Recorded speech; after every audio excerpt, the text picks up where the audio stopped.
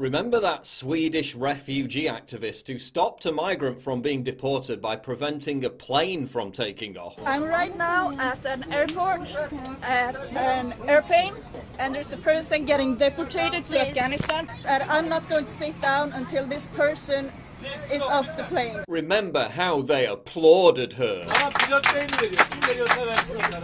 Thank you.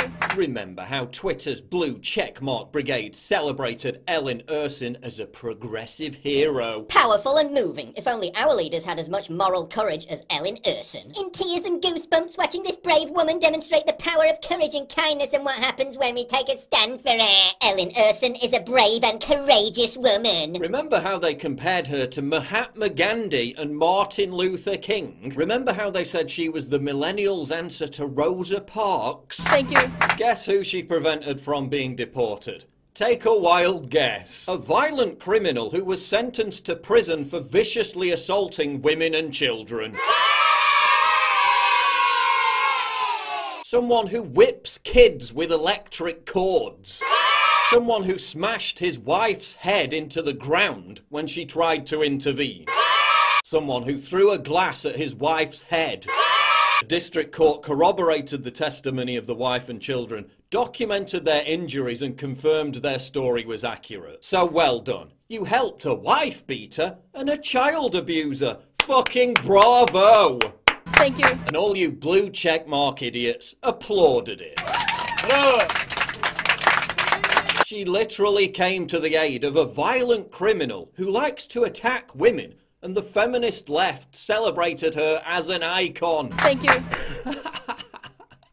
What makes this even more stupid is that the migrant wanted to go back to Afghanistan anyway. He wasn't even being deported against his will. This is the most absurd case of pathological altruism, since the British Royal Navy rescued the guy who went on to become the Manchester suicide bomber. As James Dellingpole writes, pathological altruism is where you spend so much time virtue signalling your concerns for the human rights of the people who hate you and want to destroy you and who will never respect you, that you forget about the human rights of your own people. Pathological altruism is the kind of sickness that led feminists in Cologne to hand out roses to migrants the day after hundreds of them had molested and raped countless women. Pathological altruism is the kind of sickness that leads the left to celebrate the hijab as a form of female empowerment, while women in Iran are being tortured and imprisoned for not wearing the hijab. Forget Stockholm Syndrome. Sweden's embrace of pathological altruism has left the country on the brink. Is it any wonder that 73% of people in Sweden feel their country is going in the wrong direction, when you have idiots like this running around rescuing violent criminals who abuse women and children, and then being celebrated for it by the media and the left just so they can score temporary virtue signalling points?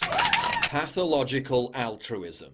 It's rampant, it's infectious, and it's spreading fast. Thank you. This is a Harmonic beat.